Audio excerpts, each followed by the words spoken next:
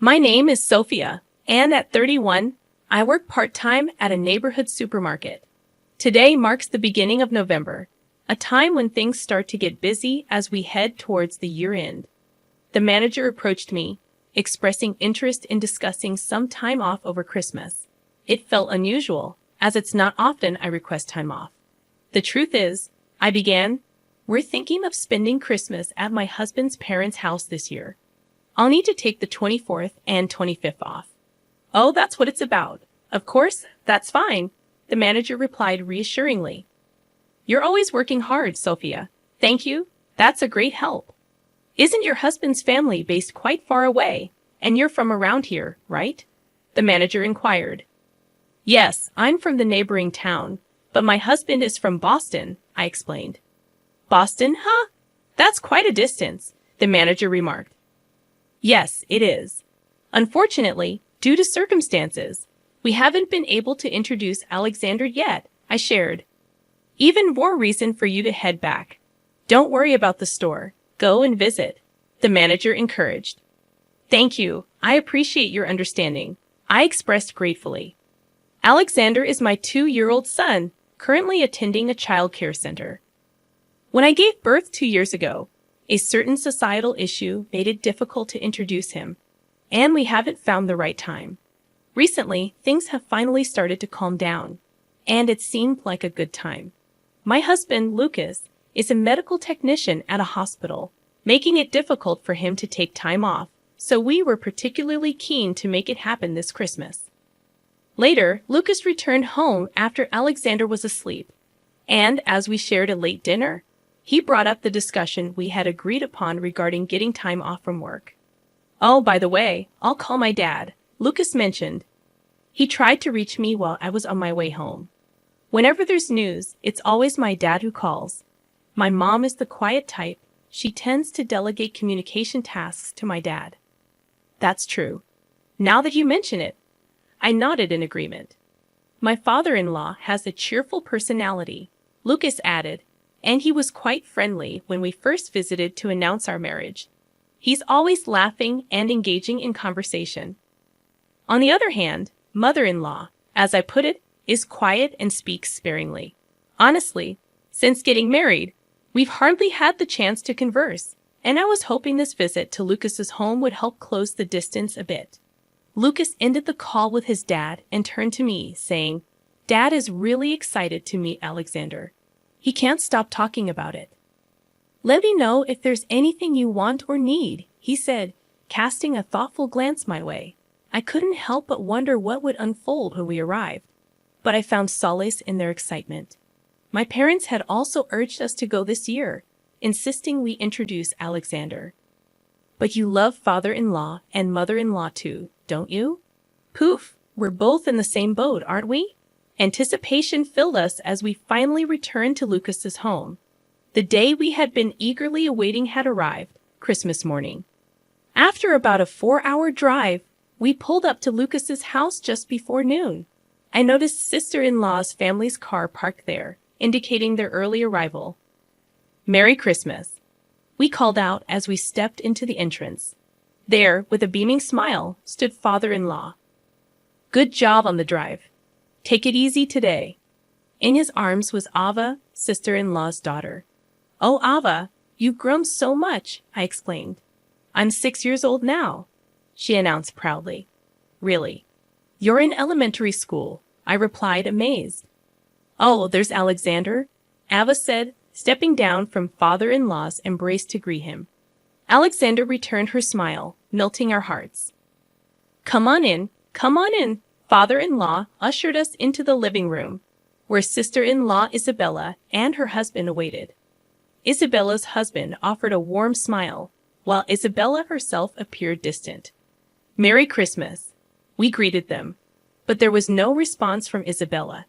Feeling a bit awkward, I tried to brush it off as Lucas joined us and greeted them warmly. Isabella, Henry, Merry Christmas, he said.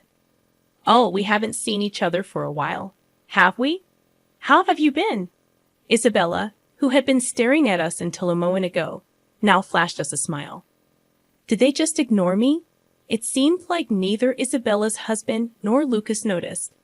Maybe I'm overthinking this, I thought, trying to shake off the discomfort as I settled into the living room. Lucas watched Alexander while I offered to help mother-in-law in the kitchen. I'm good, really? He insisted, but I knew it was important to lend a hand when we could. As Lucas kept an eye on Alexander, I made my way to the kitchen, where mother-in-law was busy. Merry Christmas, mother-in-law. Let me help you, I offered. But as soon as I spoke, she shot me a glare, bumped my shoulder, and said, "You're in the way," before retreating to the living room.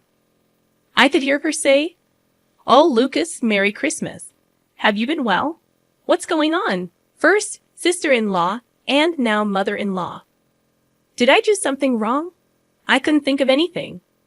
Lucas and I have been married for 4 years, and it's been 2 years since Alexander was born. We haven't really spoken or even communicated much over the phone during this time. What could it be? I don't understand. Maybe I shouldn't let it bother me. We were planning to head home later that day, so I decided I would discuss it with Lucas when we had the time and stopped worrying about it for the moment. When I returned to the living room and took Alexander from Lucas, father-in-law said, "Here you go, Alexander, monetary gifts for you." Alexander seemed really happy with the envelope father-in-law handed him. "Ah, Sophia, did you hear that?" Alexander just said, "Thank you" to me. What a smart kid. Father-in-law looked really happy. But what caught my attention was the sight of mother-in-law and sister-in-law grinning as soon as Alexander received the envelope. It wasn't just a simple grin, it seemed rather sarcastic. I instinctively felt they were up to something, but I reassured myself.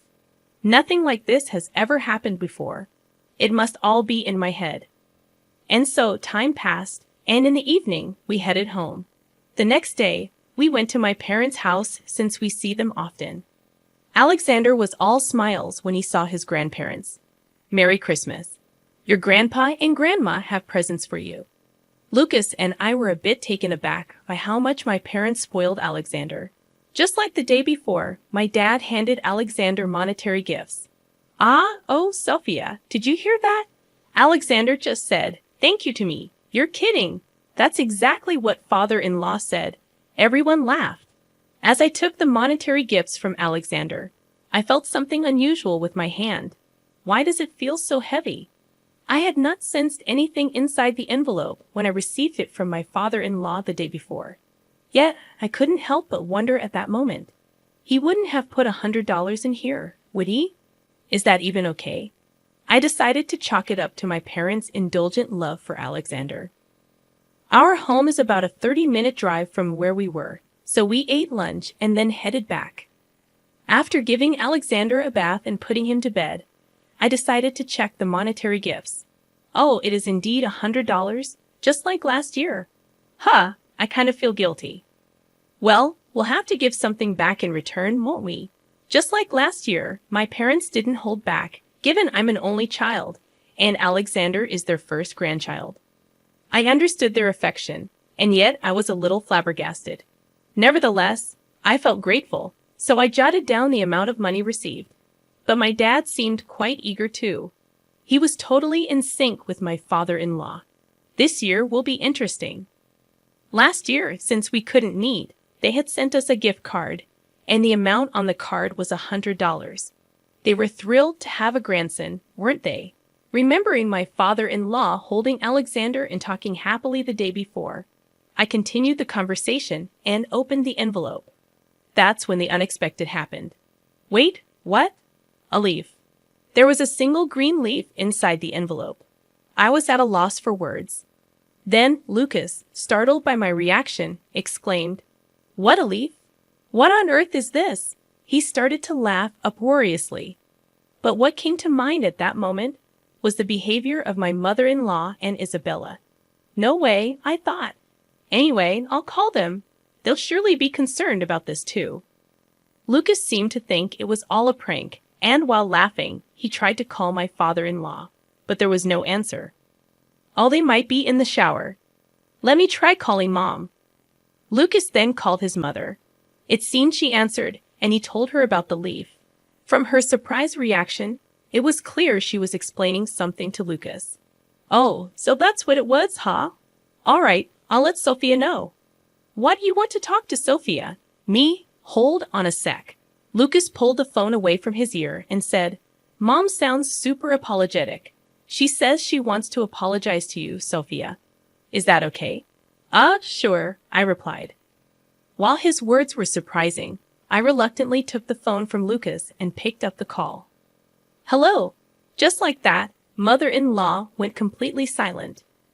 Then I heard a faint, familiar laugh in the background that sounded like Isabella. Hello, mother-in-law. Like I would ever apologize to the likes of you, you poverty-stricken wife. Use me, your children are as poor as a leaf. See ya, paper wife. With those unbelievable words thrown at me, she hung up. At that moment, I realized all the events of yesterday were an act of spite. What's wrong, Sophia? You seem off. But how could I ever convince Lucas of what just transpired? First, I needed to find out what mother-in-law told Lucas. Hey, what did mother-in-law say to you? Well, it seems like Dad accidentally gave out the gifts that Ava had prepared. Remember how Isabella and her family came over for Christmas? First, Dad had prepared some monetary gifts. Then Ava said she wanted to help too. Somehow, in the process, she decided to include a leaf from the garden as a bonus. She might have swapped it with the money. I see. What's up, Sophia? You seem off. I found myself at a loss for words, suddenly labeled as a poverty-stricken wife. I had never experienced something like this before and struggled to find the right words to explain what had happened. Just as I was about to speak, a call came in from father-in-law. Oh, sorry, Dad. Maybe he's calling back, Lucas said, putting the phone on the table and switching it to speaker. The phone rustled, and Lucas asked, Dad, did you call by mistake? Lucas? Oh, it says Lucas on the phone. Ava, is that you? Yeah, you got it. It turned out Ava was the one who called back using father-in-law's phone. You're going to get in trouble with Grandpa, Ava. That's fine. I wanted to talk. Grandpa's in the shower. It's all good. Plus, Grandpa always says we should answer the phone when it rings, so I'm talking for him. Lucas commented, Well, it's nice that Ava is happy to talk on the phone. This isn't the right time, perhaps sensing my mood. Sorry, Ava. We're in the middle of an important conversation. Oh, really? Well, that's a bummer. Bye, Lucas, and bye, poor auntie.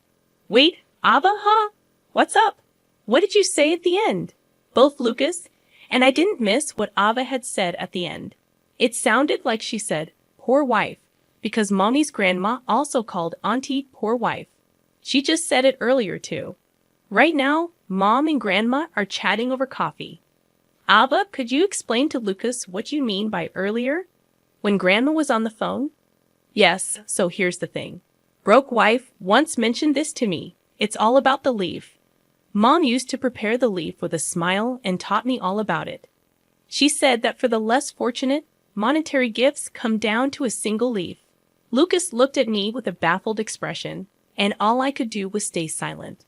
That's when my sister-in-law, who had noticed Ava's phone call, shouted, Ava. However, at that same moment, my father-in-law said, We'll talk about it later.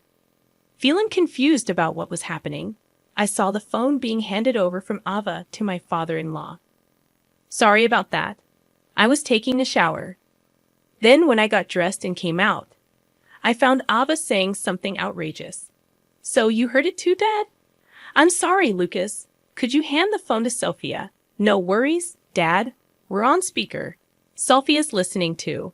All right, Sophia, was what Ava just said true? And those bizarre words were targeted at you, right? Yes, that's right. My father-in-law stammered over his words. Behind him, I could hear my mother-in-law and sister-in-law speaking rapidly and agitatedly, as if trying to make excuses. My father-in-law sighed deeply. I am truly sorry. Please don't blame Ava. She didn't mean any harm. No, it's all right. We don't mind at all. Ava's not at fault here. Thank you. I'll follow up on this matter. Isabella's here too. We'll confirm things with her. With that, he ended the call. Lucas then looked at me, apologizing. "I'm really sorry.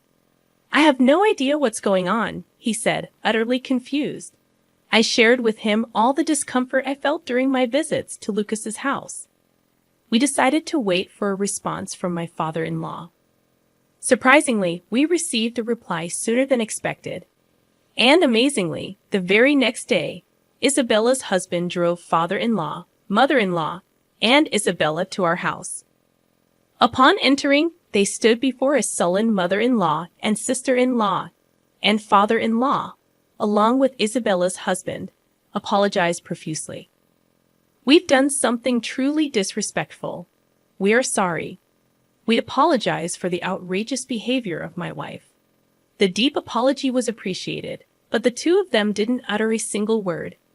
After being married for 4 years, I couldn't fathom the reason behind their animosity, even though we rarely met.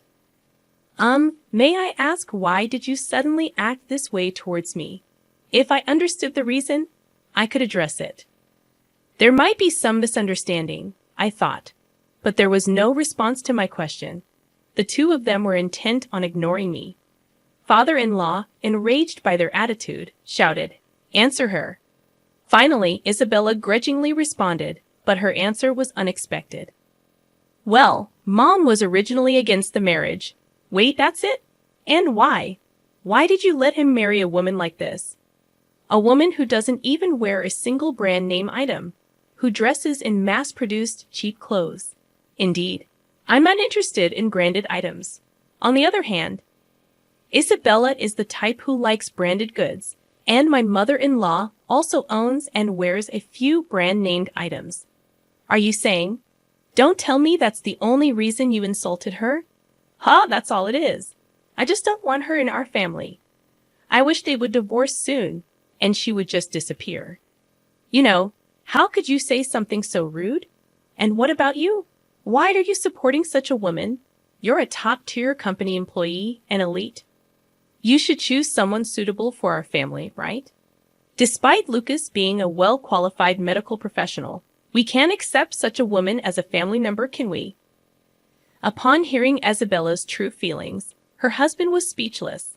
However, it would soon be proven by the next words of my mother-in-law that this attitude was inherited from her. Originally, you see, I had found a suitable partner for Lucas. Despite that, he brought home some unknown woman and declared they were getting married. It was a true shock. "What, you were doing such a thing without telling us?"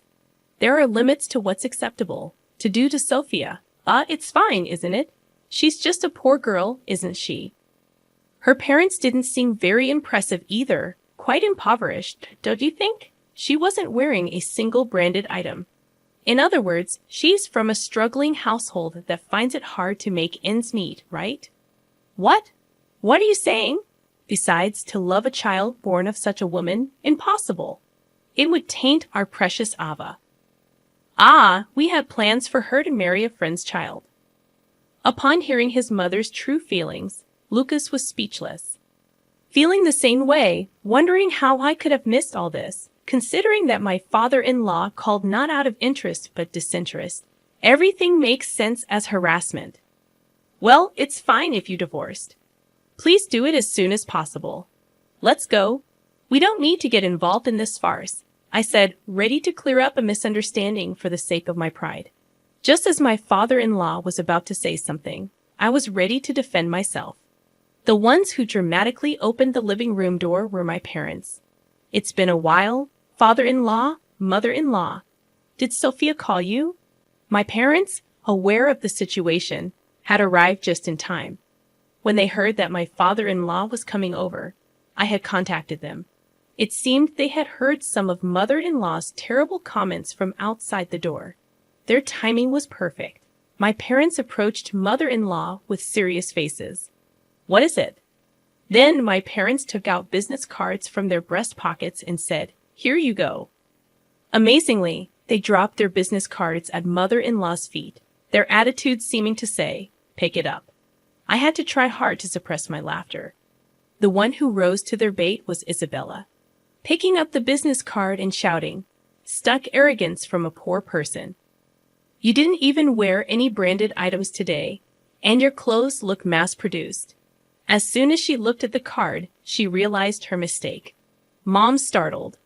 Mother-in-law also looked at the business card Isabella held.